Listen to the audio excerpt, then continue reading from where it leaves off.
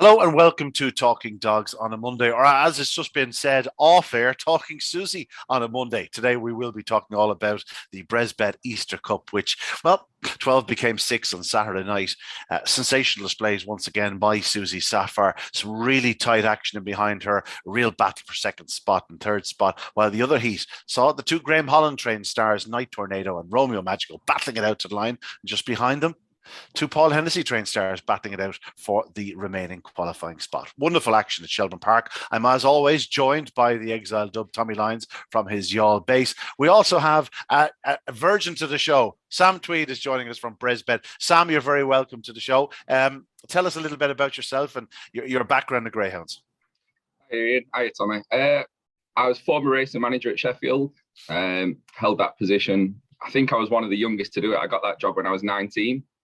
Left in 2018 and went to Sky Bet, where I was a horse racing, ground racing trader, and then more recently moved to Bresbet pretty early on in their adventure. And here we are. You're now a face of Bresbet. You're representing them as they talk about one of the great competitions on the calendar, the Bresbet Easter Cup. And I think it's safe to say we've seen some pretty special performances through this competition. Yeah, I mean, we've obviously got a superstar, and I obviously touched on it before, the Susie show, and I think she's obviously at the forefront of it. She's ping and gone and so exciting. You always think there's a bit of not a kink there, but an issue that if she doesn't hit the lids, you've got to beat. But she's just so consistent out of them.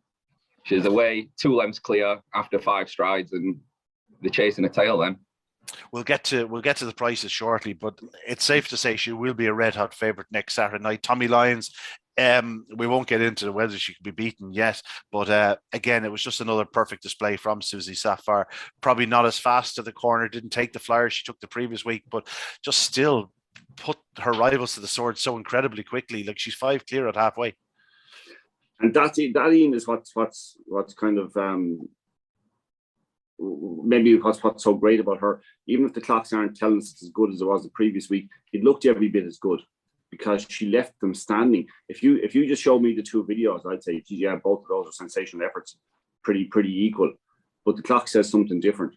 You know, she was a nice bit back on her early section and all that, and yet she was clear and never in any trouble whatsoever. And then to go and get trap 1 in the final, just to rub it into the rest of the Greyhounds. Her 4th career final, the 4th time she'll wear trap 1. Yeah, and we've talked about this at length over the last 6 months or so, that she has been primed to produce her best in every final, and that didn't coincide with being in trap 1, but it was just helped by being in trap 1 just a little bit. She was just peaked for that. It feels like the same thing is happening again. Like she like, we could argue, you know, you'd be nitpicking now, let's be honest, but you could argue, say that maybe, you know, last week she didn't look sensational down the back end of the clock, would tell you something else, and whatever else. The dogs, Romeo Magical, ran particularly well against her and things like that. But she's getting the job done at the moment, and it just feels like the right thing for her, just getting the job done. And next week you'd expect, drawn ideally, that she'll pop out and it'll take something sensational to beat her. Yeah, indeed, it will take something sensational to beat her. Tommy, you're not helping our cause here. I was going to hope to ask Sam for a bit of even money towards the end of the podcast, but listen, we'll get back to that. Sam, she's 7 from 7 in the red jacket. Looking at her the other night, you know, breaking well from 4. The previous week was from 5. She's broken from basically every trap. I don't know if she's ever raced from 6. I never checked that out, but she just seems a natural. You know, is there any way she could be stopped? The other heat, the other night, if you take a one time only, missing the kick slightly, and Scarty Yank isn't getting the starting together, there probably wasn't an awful lot of early speed in the race. So it was no surprise to see her going clear in the bend. But it was the way she put them to the sword down the back straight, which is something she hadn't probably done the previous week. She probably did go a bit quicker down the back than she did a week earlier. It was just so taking to the eye. Yeah, I mean, she appears to be running herself fit. Obviously, she's had a bit of a break since last year, come back. I think she was beaten the first round, wasn't she, by Beach Avenue, and she just seems to be running herself into fitness. Obviously, the times aren't quite there that she did in the Derby last year. However, we're talking February, March going rather than summer, early autumn going. I think she's just going to run herself even fitter. I think she's got a brilliant draw as well. The 2 and 3 for me, if I was looking to grade the race, I'd have probably had them the other way around. I think she's going to hold her line because she dives across to that rail anyway when she breaks. 2 and 3 are likely to swap at some stage. I think she's the best bitch in the race, and she's drawn brilliantly as well. Yeah, Tommy, the race the other night, 3:47. She had done a 3:34 the previous week, so she's 13 spots behind to the winning line. It's hard to see it, but you can sort of see it because she really did take a ping the previous week the other night, but just still got there quite clearly. Faster Paddy came away racing, but he just couldn't contain her early. Yeah, it's what you want from a greyhound. You know, if you want, you know, we all want early pace, but you also want a greyhound that's not fully dependent in the break. And that's the important bit, because the break is the real hard bit. Some dogs are exceptional. We had Clover Hare, who was particularly good out of the traps one time. You have dogs down through the years who were exceptional in that first two strides. She doesn't have to fly out. She doesn't have to do 3:34 like she did the previous week. She can do 3:47 and still show the early pace and go clear. So, I mean, that's the beauty of her. It's like she's quite a clever trapper in the sense that she's actually watching the boxes. You know, it's almost like there's three stages. There's trapping, the immediate acceleration, and then the early speed into the corner.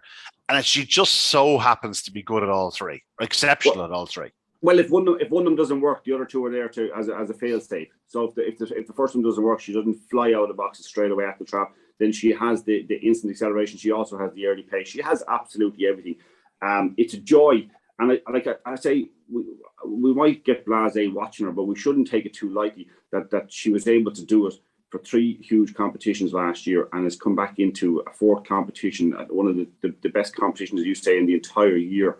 And to be able to do it again, look at, you know, the other 5 finalists will all be hoping that, you know, something goes slightly wrong or they do something exceptional and win it. But from your point of view and my point of view, perhaps, we love watching these sort of superstars, and we shouldn't take it lightly. She may not be around for the Derby. We have no idea. You know what I mean? You've just got to enjoy what she's doing. Yeah, she's just one moment away from, you know, the end, or you know what I mean? Like touch wood and all. But we know greyhounds, and especially fast greyhounds.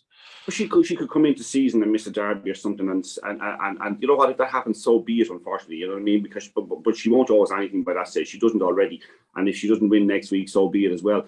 But it'll be absolutely phenomenal to add an Easter Cup to what she's already achieved. It'll be like, I mean, honest to God, I do think we're taking her a little bit. Well, maybe, you know, we are in fear of taking her a little bit lightly, in that she is really, really that good, and we're seeing something tremendously special. And you know, you can go through the details of all the greyhounds in the Easter Cup, and you can what people like to do when you see some dog that's dominant, to say, wasn't very good quality or all that. These are good dogs as well. They really are. I mean, we looked 2 rounds ago at the 12 greyhounds that get knocked out, and we were going, wow, look at the quality of all the 12 that were knocked out of the competition, and what's left in the competition. And she still looks steps ahead of them. She really does. And this is a great final to even look forward to, because you can the other I think Romeo Magico is he 347, 346, 345 something. I think he did 346. Night Tornado did 346. Yeah, their sections are pretty much exactly the same every week. So we know what she needs to do next week, and likelihood is she'll do it. So look, I say, you know, we're not going to be backing her now at 2-5 if we didn't back her 7-4, if we didn't back her at 9-2. You know, we're not going to be doing that. We're not going to do that. You might get a bit of even money. I know you can plamass people. So, but I just hope she converts. I know people might say it's a bit boring because it's all too predictable, but I hope she converts it, because I think she's one for the ages. And I don't get the sense people are feeling that way with this lady. You know what I mean? I think she holds a special place in the heart because of the time she came through during lockdown, and the fact that the sport needed a lift. We were starting to get back on track, and she's provided it. I hope you're right, Ian. I hope you're right, Ian. But it can become. I feel when you're watching the competition go through, you can become a little bit kind of, yes, sure, Susie Sapphire, she's going to win or whatever, you know. So, you know, but we can. I think we should. If it does work out next week, let's celebrate it and just go that she is just literally one for the ages. Sam, like from a bookmaking point of view, like if I told you, like the red hot favorite, the dog that everyone's probably going to come for, the anti-post choice is going to be a 2-5 favorite to finally go, but as a sponsor, you're looking for the maximum exposure. And if Susie Sapphire wins it, you're getting it, because, you know, as you said, she is the superstar. She's certainly the darling of Irish greyhound racing. You know, from a sponsor's point of view, it's great that she's there. Okay, she's 2-5. That's not ideal. But from a sponsor's point of view, we'll be talking about the Bresbet Easter Cup through the remainder of the year. Yeah, I think she's been she's been the ideal bitch to carry the flag for us really during this competition. Obviously, when you sponsor something, you want a bit of magic to ignite so that your brand's put out there, and she's the ideal winner for us. She's actually the ideal winner in the book as well. We've not laid too much of her. We've laid a bit of everything else. So she's really good, and we're unlikely to see much action on the final, being perfectly honest, with a 2 to 5 shot. We're looking at different avenues. We've got a betting without market up, and we'll probably try and get some specials up for the night as well, especially with us being the sponsors. But she's the ideal winner because, as you said, the replays will be shown not endlessly, but very often for over the years. And especially if she goes on and wins another Irish Derby later in the year, even more so. Yeah, well, that's what we have to think about. We'll talk about the semi-final itself. Susie Sapphire away and gone. In behind her, Tommy, it was a pretty interesting contest. I said in commentary, I'm not even going to attempt to call second and third.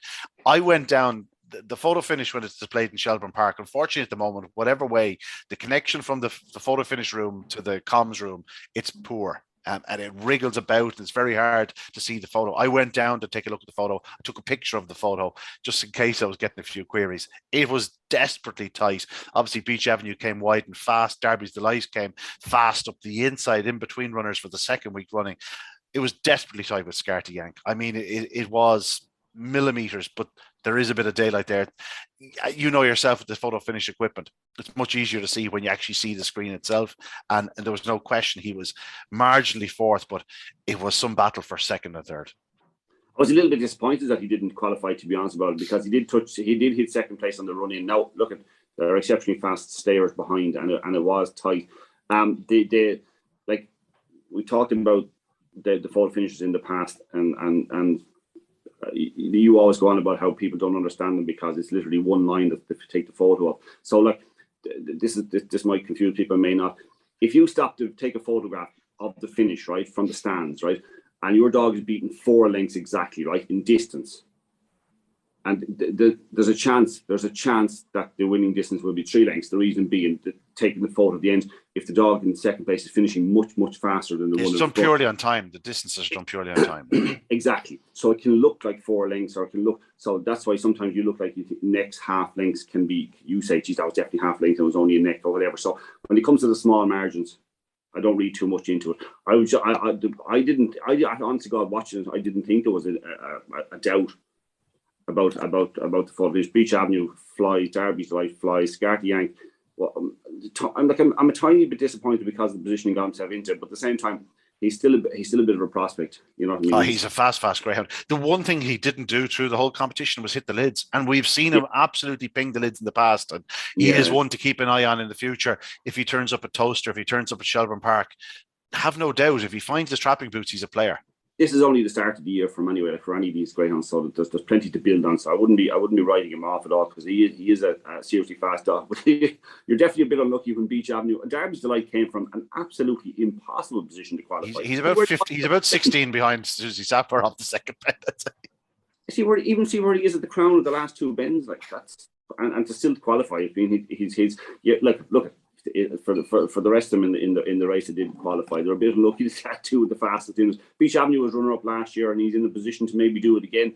And if what Sam was talking about earlier on, and I suspect he might have a fancy in the without market himself. I'm just looking here: 6 to 5 Romeo Magic, 2 to 1 Night Tornado, 5 to 1 Beach Avenue. Be plenty of players in that. Just thinking that maybe something like that might happen again. It's one of the more interesting without market you're ever going to come across. Yeah, because you say Sam made a good point a while ago about maybe the potential that the 2 dogs could cross, and they're 6 to 5 and 2 to 1. There's also the market that you often see is to finish last. There's absolutely no way Derby's Delight or Beach Avenue would be favoured in that market. Yeah, that's another market that might pop up during the week maybe, but no, like it will be interesting. Beach Avenue is just a smashing dog, isn't he? Like, he just seems to produce week in, week out. You know, he's we never expect him to win it, but I think some of the lads, maybe Carl, when they were on earlier in these pods, that he was saying that maybe there was a bit of money for it each way on the basis that it had run well last year, and people were thinking the price was a bit big. So maybe that might be a loser in the book. Yeah, Sam, the battle for second spot from where you were watching, it would have looked mighty tight. Yeah, I think you touched on it before. There are some misconceptions about the photo finish and how it actually works. The race isn't over when the winner crosses the line. The race for each individual dog ends when that dog crosses the line. I mean, we've had when I was at Sheffield, we've had countless where people ask the question and they've got a photo on the phone of when the winners passed and they're asking what's happened, and that's not how it works. I mean, I didn't envy the photo finish operator. The worst thing that you can have is when you've got incredibly tight photos for a Category 1 race. You've got all the judges' box looking over it with a fine tooth comb, because obviously the worst thing you can do is call it wrong. So you have to put a lot of work into it and make sure you get the right result. Live, it looked a mess, and I just thought, I'm glad it's not me. We know that if you're on the wide outside, you're on the hair rail, and you look like you're close, you're definitely going to win it, or you're up. And that was the case with Beach Avenue, but it was desperately tight in behind them. From the other qualifiers' position, Sam, is there anything taking a few quid out of the book, Derby's Delight or Beach Avenue? Let me just have a look at our position. Apologies, I did have this ready. No panic. Just Beach Avenue was 12-1 and Derby's Delight were 16-1 for their heats the other night, Tommy. And while you can understand the price, you know, each way betting in an individual race in Greyhound racing isn't a big thing, but like, you would have loved to have taken a look at the without market before that race, because while they are 12 and 16-1 and their rivals were 4-1, 5-1 and 5-1, they wouldn't have been, you know, reflected. Let's say if they'd been early pacers in 12 and 16-1, they would have been a far greater price than, let's say, in the without market, because they're finishers. Yeah, well, I say, in fairness, I always say I wasn't in Shelbourne Park, but I like when I look at the returned SPs and I see the likes of the prices, because you're getting a chance there at least at the prices. You know what I mean? You'll be given some opportunity to find some value in the race. So I'm sure without markets, I suspect surely Beach Avenue would have been somewhat popular. Yeah. He has a fan base because he runs the same type of race every single night. Yeah, himself and Derby's Delight. They're just two exceptional greyhounds. They've turned up so many times in Shelbourne and all the various tracks they've raced at, and just always produced. I'd say all that's wrong with Sam anyway is that they've settled this market already. The whole lot. Competition is over. Yeah, like Man City to win the league. Sam, how are we looking? How Beach Avenue and Derby's Delight for you? So Beach Avenue, we did lay some bets anti-post each way. I think that's probably just a style of running kind of thing. People love a wide dog that stays on. You're likely to get your draw throughout the competition, and it basically a qualifying dog. He won't be that much shorter in the final than he would have been at the prices you laid. Well, that's it, early doors, and that's the way. I think you touched on it before when you said nobody really expected a 2-5 shot in the final, but here we are.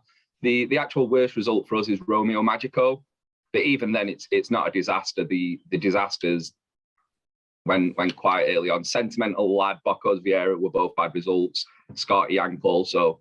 We have laid bits of Susie Sapphire, but nothing major, and the rest other than Beach Avenue, Magico, and Susie Sapphire really good results. However, you hear that, Tommy? Sam is basically just telling us they've covered our sponsorship already this year. yeah, and they'll be back.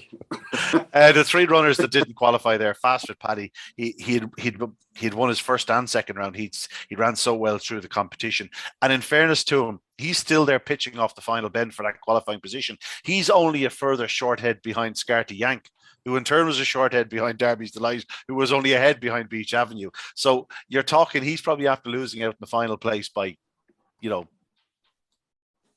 or 4 inches. You know what I mean? Every inch counts, as they say. One time only, the Laurels champion. He had run flat the previous week, Tommy.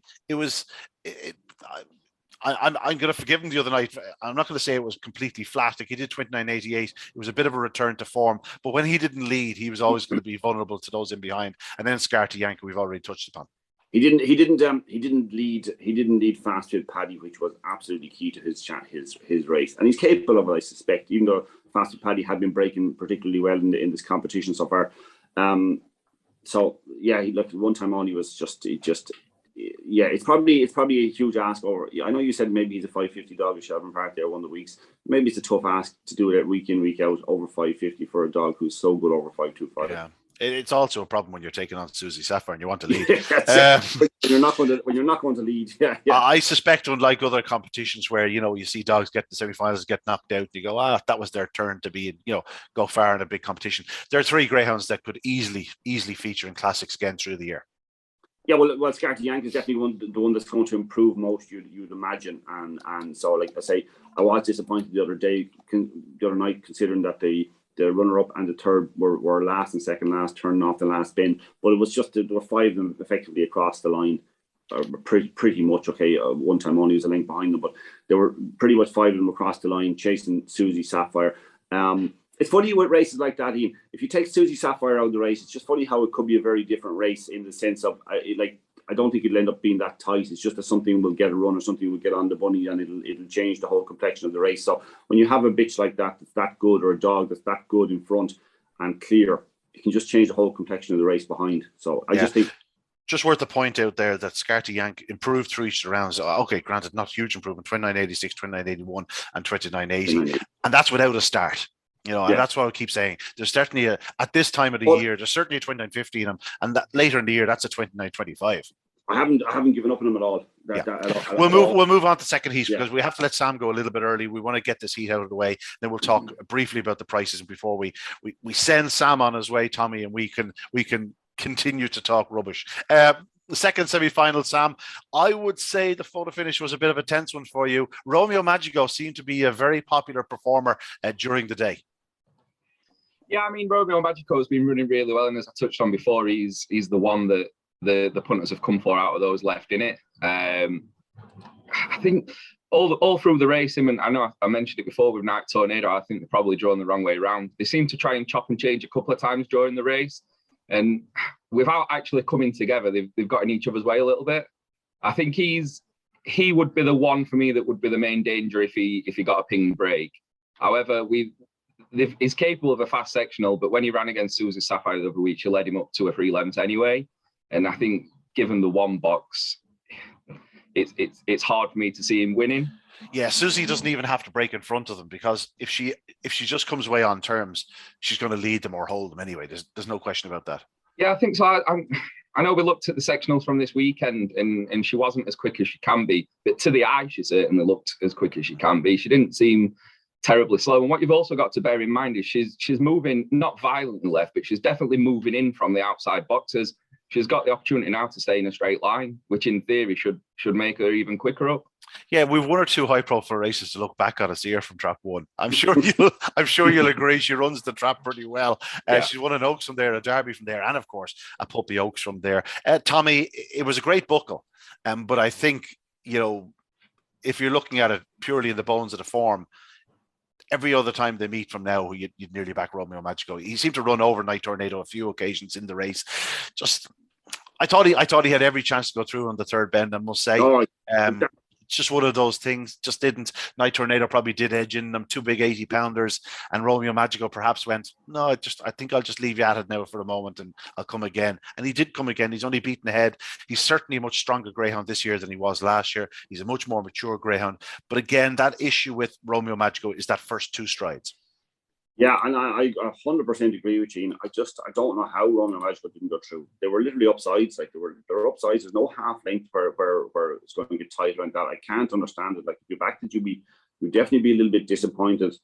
Is it the fact that he hasn't got loose in a few races? The fact that he has probably encountered a little bit of traffic at that third bend his last 2 starts, whereas Night Tornado has been out front and he is on the outside. And we always say the dogs on the outside of the third bend do run it that fraction more fluently. And it might only been a half length in a difference in terms of the way they ran it, but then Night Tornado got across him and cost him perhaps another half length Romeo Magico. Yeah, but even look at the previous round when he went up to Susie Sapphire. Remember, he was catching Susie Sapphire and went up to about a length behind, and then went back to about 3 lengths behind, and then flew home again, beating 3/4 of a length. So I just don't know. Is it maybe something on that bend that he's not really running particularly well?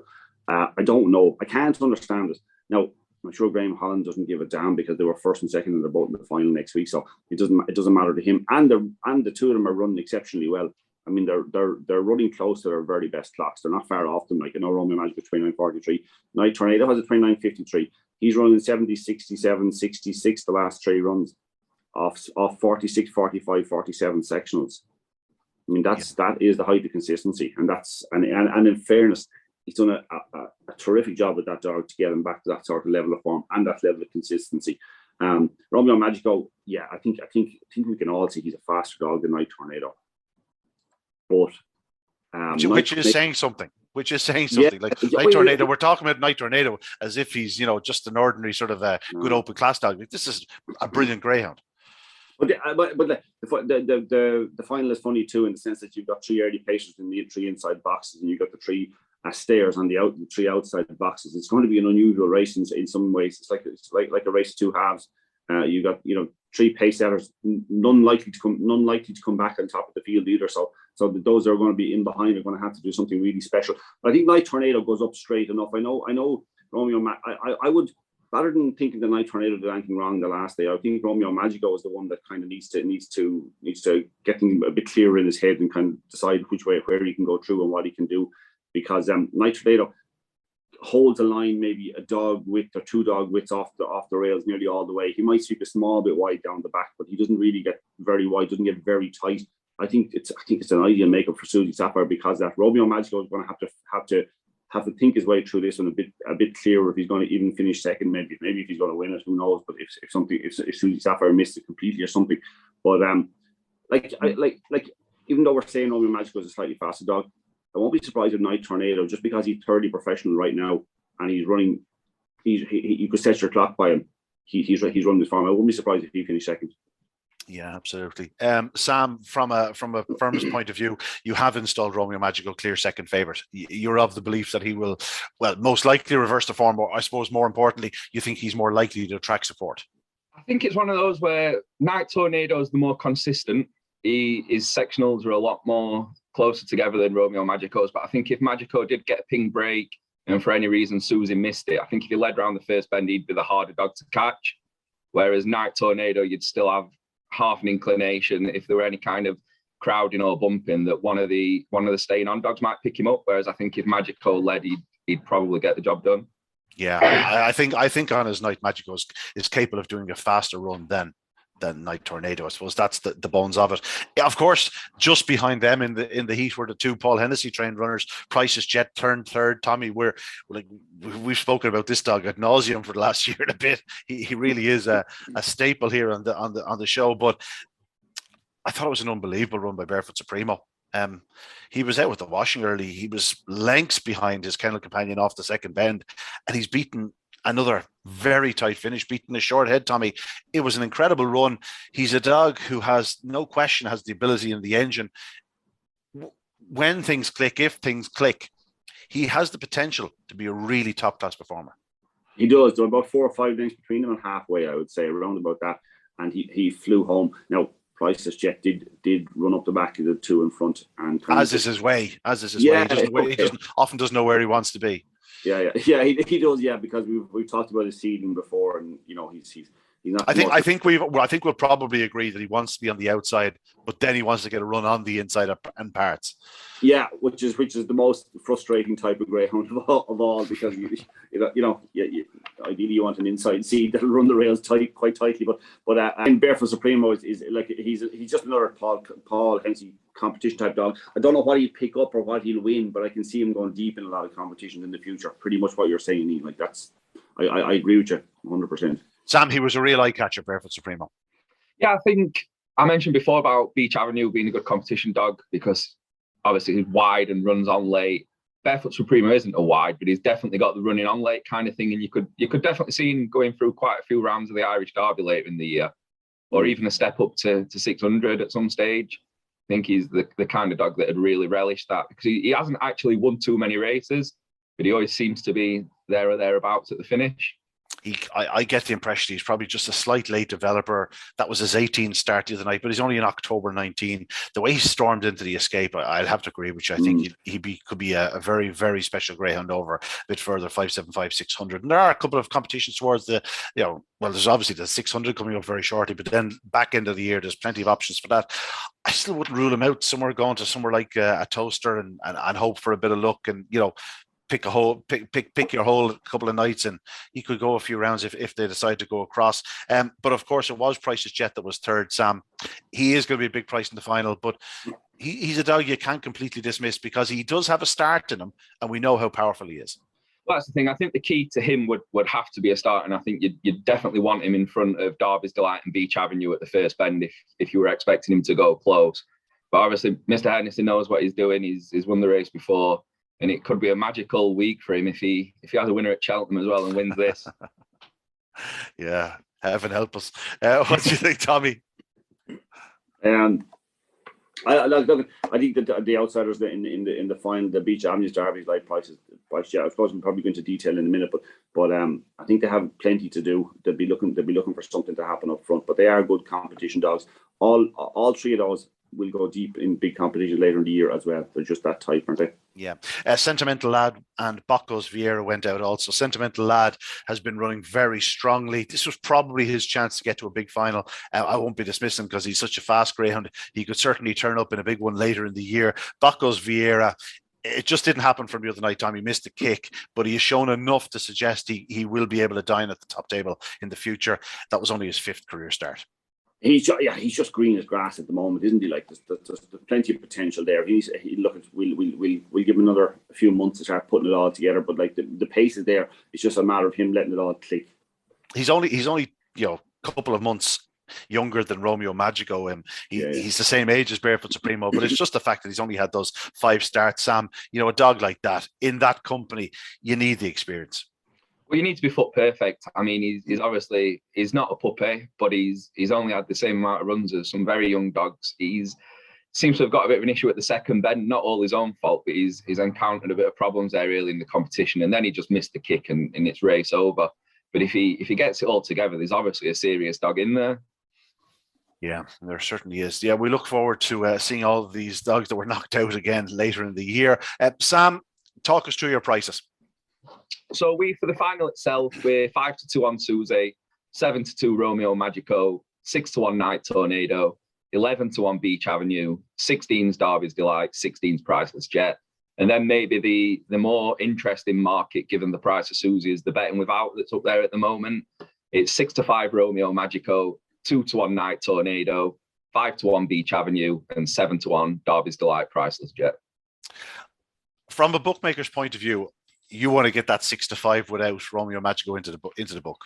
Yeah, I mean, there's every chance that as the week goes on, I can really see Beach Avenue, Derby's Delight be popular, and at some stages having to trim those and push out some of the others, and that would be where you'd be looking to get them in the book. As I said before, I think he's probably the most likely to win the race other than Susie, but he's probably not the most likely to finish second for me because of how the race will pan out. I think if Susie leads in 3 lengths, it's then completely different shape of race as to if he were to lead around the bend first.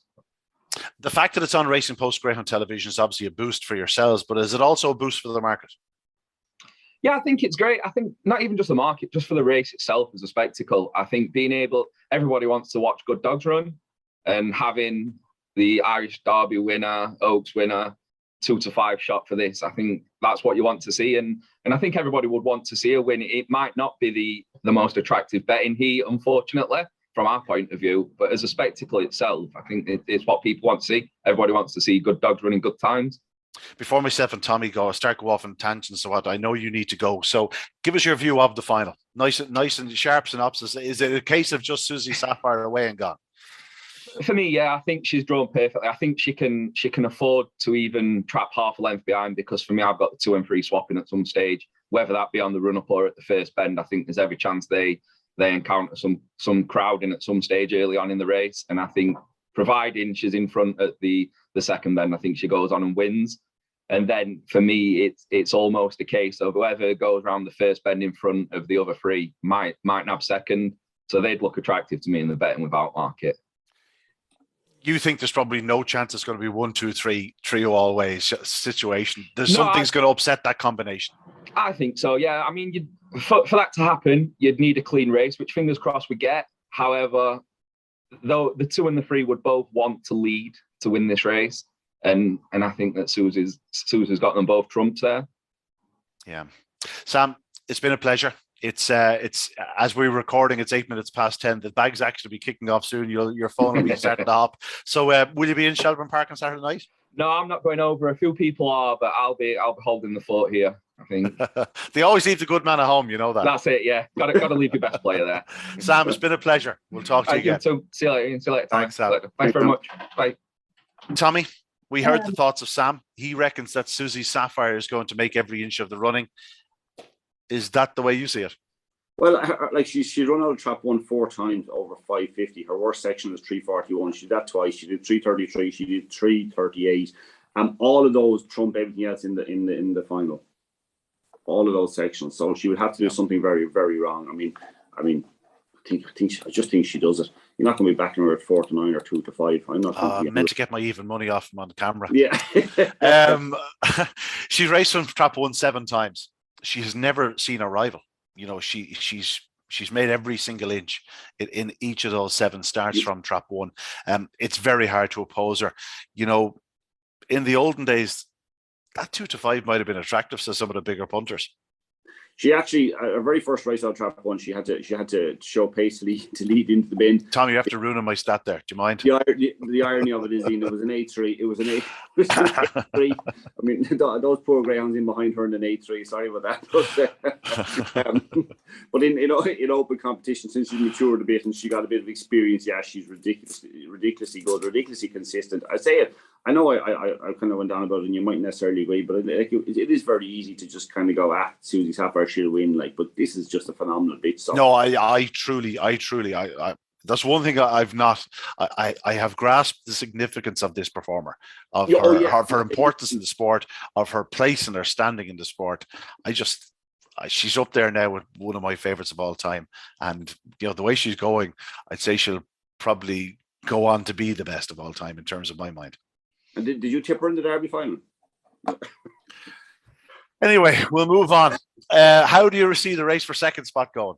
I've absolutely no idea because of, I say, if Susie Sapphire is going to be going up in front as we expect, and then you've got Night Tornado and Romeo Magico. Romeo Magico, Sam has said it all probably rightly, that like Night Tornado is most likely to lead Romeo Magico, I think, and then Romeo Magico has to find a way by him, and will at some stage get a go at getting by him, which is whether he does or he doesn't is the key, and what point that is at. Because if he gets by Night Tornado quite early, he could run a huge race. He could upset Susie Sapphire. He could maybe go close to getting to her. But if we get as far as the third bend and Romeo Magico is not in second place, then you're opening up for the ones that are in behind. Yeah. And like 4, 5, and 6 are a nice bit behind in the clock. Price's Jet can break and was. He wouldn't have the same early pace, even injection into the bend as the other dogs. He kind of comes across as well, and we've talked about that. So, I mean, to be honest about it, like, if you ask me to take a chance now, it's definitely Beach Avenue to finish runner-up again. Just at the prices, around about 5-1. I think isn't that what Brett's better going? 5-1 Beach Avenue, yeah, 5-1 Beach Avenue, 7-1 Derby's Delight, and Price's Jet. So I would definitely be taking a chance at the fight at the 5. That's because if he's coming late, he's going to be coming on the outside, probably avoiding traffic. Whereas Derby's Delight, let's say, was going to have to come between runners. Also, Price's Jet will be inclined to move in anyway. So if Price's Jet gets in front of Derby's Delight early, as you'd expect he would, Derby's Delight sections 363, 371, they're remarkably slow for a dog of his ability. So Price's Jet will probably start to edge across quite early in the race. I could see it like even up the first bend that he'd be up trying to tuck in behind the front 3, which is what we expect to be the front 3. So that will leave the whole outside to Beach Avenue to do what he's capable of doing. So no, it's probably if Romeo Magico gets first run out of it maybe and gets a run early enough, he might be hard to pick up. But I don't really want to back him. He's not a dog I want to back at 6-5 in most markets, I'll be honest about it. No, I understand that. I think perhaps if he is going to make a start, probably trap 3 is probably where he's going to make it from, whether it'll be fast enough to challenge Susie Sapphire early. And I think he will have to lead her. Even the other in the second round, he came to her and he challenged again up the run in. I always got the impression that she was going to dig, keep finding. And I think he was going to struggle to get by her. He's going to have to go up stronger than he's ever done before, probably, to win it. But at the same time, I think trap 3 probably is his box. Like you, I think the without market is where the little bit of value is. You could do worse than Dutching, Beach Avenue, and Derby's Delight. 5-1 and 7-1, and hope that one of them gets the run when they need it. Just a great final though, Tommy. If she does claim this 4th big prize in a row, have we ever seen anything like it? I haven't anyway. And that's why I was saying, like, this is one for all time. She's just sensational. I hope she does it, and I know that might feel that I'm kind of being a bit disparaging about the rest of them because they are all classy finalists again. Some of them, they're fantastic dogs. What a joy they will be to own. I'm delighted I won an A3, or a dog I haven't won an A3 last week, and I'm delighted like and that's about as good as it's going to get for me. I went through the 20 odd Derby winners of this century. Yeah, I'm not sure any of them have gone on to win a classic again. I certainly the likes of Razzledodge George reached a few finals, and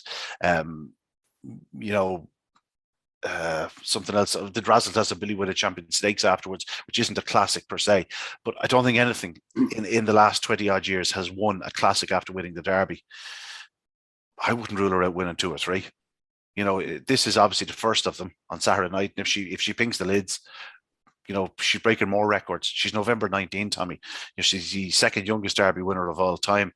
She's first bitch to win the Oaks and the Derby in the same year. It's just unbelievable.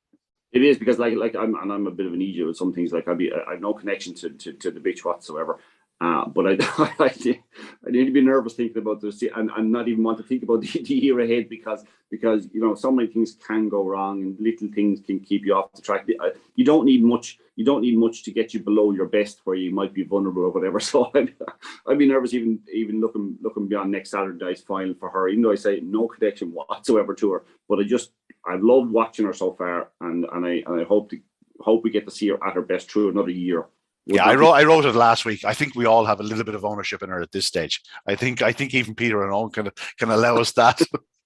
Yeah, well, I might send up a bill for my percentage. So yeah, we'll move on. It's a wonderful Easter Cup final, and that will be the feature of next weekend's action. But of course, the previous evening we'll have the final of the Greyhound and Pet World Juvenile Classic to serve as a serious taster for the Bresbet Easter Cup.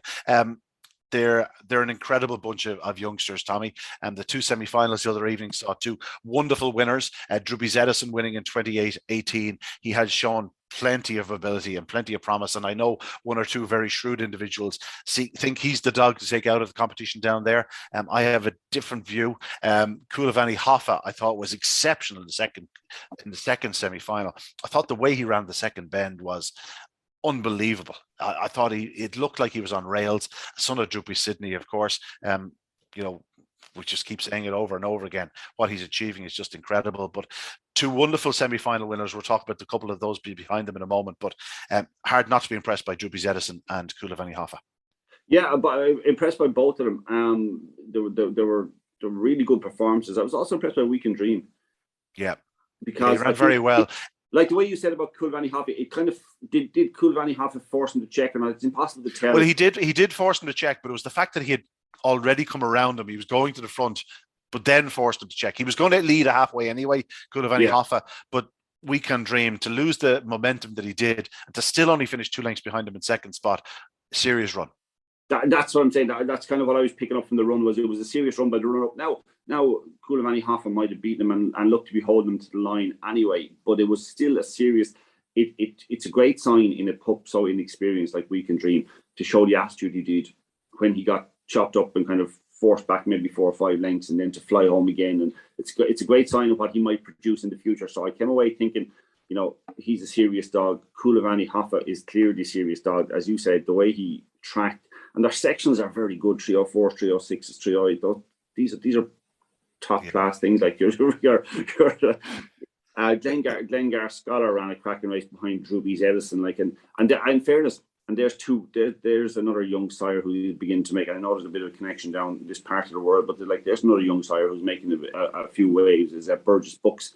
Remember, he was sent off favourite in this competition, the final in 2019. Yeah, did he get knocked over in the final? He got knocked over in the final. Yeah, Pat Buckley thought the world of. He just beginning to make a few waves now as a sire too. He had the fastest. No, the second. Yeah, fastest heat winner in Newbridge on Friday night, also in the unraced bitch stake, which again has thrown up some superstars over the last few years. A very, very select group of youngsters around at present. That opening heat, though, you spoke with Druby's Edison, Glengar Scholar ran well. Lenson on Ice is just finding his form every night. He's improving. Hoodoo Brown, Tommy. Hoodoo Brown. He was 4th in the race. Oh, I think this is an exceptionally fast greyhound, Hoodoo Brown. And I know he got knocked out the other night, but wow, this fellow can run. I think we could go back and probably, and this is what I don't know how or why you would say it would happen, but what we'll do is over as the year passes by, we go, oh yeah, he ran very well in the early rounds, but you almost forget them, which is the wrong thing to do because the quality is that good, and you have to forgive these dogs that they're inexperienced, and yet they're going into the hottest juvenile or unraced competition in the country. They're going into that, and you can't afford any mistakes. So we go back through the whole competition, as the season or as the year goes on, it would be going, oh God, yeah, he showed something in the first third. He was just a bit unlucky. The ball Freddie got knocked out. Mullingar Shuffle, they were really good in the previous rounds. Like the ball Freddie. To my eye, I hope I'm wrong. I have a feeling he just had a little bit of a niggle or something. I'd say he probably did something on the opening corner, didn't quite stride out, checked up at the third bend when seemed to be clear in third spot. I'd say they'd probably find something small with him. I'd say it'll be a case of he'll be back in the track pretty shortly. But we are left with a really top class final, and we've lost 2 or 3 of the very fastest dogs in the competition as well. Mullingar Shuffle, as you say, 28, 29 the previous round to set the standard. The Hoodoo Brown dog, I'll nail my colours to that mast. I can't wait to see him in Shelburne Park. Whatever about the Kirby, I think he's a Shelburne Park 550-yard dog or even further. But the final itself, Druppy Edison, Glengar Scholar, Ballymac Curtis, who's sort of come under the radar, but he's showing loads of pace. Weekend Dream, Lenson on Ice, Coulivanny Hoffa. Be no surprise if any of those won the final, because there's obviously a big run in all of them. But it'd be certainly no surprise if any of them went on to Classic Glory in the future. No, but it's it is the type of final that you can get what would be termed an upset, even though it really isn't, because they're all that good. Because it looks quite tight. They're doing huge times, huge clocks. Really for their age and inexperience. And again, it goes back to what I said earlier about that they can be. Minor little things can happen to inexperienced dogs in races that you just kind of knock them out for the sake of one race. We'll talk about the winner, but we'll talk about everything else during the year as well. I think that's how good they are. Like, Ballymac Curtis there, you have to have a Liam Dowling dog in the final of Juvenile Classic, don't you? Yeah, you do, yeah. He's produced 1 or 2 fast ones out of it. Ballymac Matt ran in it. We got knocked out of it in the early rounds. He didn't do too bad. He won a derby. I'm sure Liam will be hoping for something similar with Hoodoo Brown or Ballymac Curtis. Hoodoo Brown owned by Mossy and Liam. Incredibly fast dog. I keep talking about him. I know he's not in the final, but just keep an eye on him, guys. What is he like about him? Oh, he's just immensely fast. He's obviously lacks a little bit of early compared to what he's taking on in a razor sharp Tralee track, but just looks tailor made for a bit further around Shelburne Park. And that's what I'm looking forward to seeing. Yeah, the other night he just where he tried to move himself into position and then just got a little bit of trouble or got pushed out. It just does look plenty sharp enough from down there, doesn't it? It is. It's a sharp track. There's no question about it. It's suited to these real speed merchants. Now, that said, we've seen some real 550-yard dogs coming out of it. We've had 2 or 3 Derby winners emerging from it. Dearjet Sydney, speaking of Pat Buckley, he ran in the Juvenile Classic before going on to win an English Derby, amongst other things.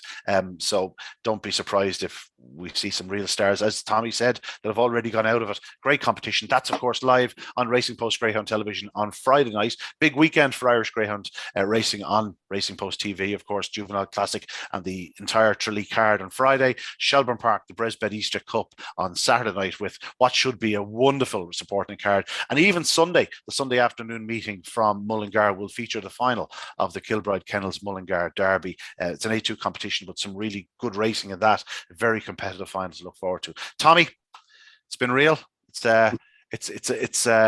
hotting up now. What are we? We're a week or 2 before Cheltenham.